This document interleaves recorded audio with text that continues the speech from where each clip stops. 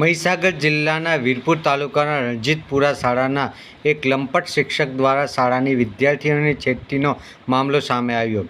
જિલ્લામાં વધુ એક લંપટ નરાધમ શિક્ષકે શાળામાં અભ્યાસ કરતી વિદ્યાર્થીનીને મેસેજ કરી છેડતી કરી. વીરપુર તાલુકાના રણજીતપુરા ગામની આ ઘટના શાળામાં વિદ્યાર્થીની પર છેડતી કરતા શિક્ષકને ગામ લોકોએ આપ્યો મેથીપાક. ઘટનાની જાણ થતાં સ્થાનિક લોકોના ટોળે શાળાએ ઉમટી પડ્યા.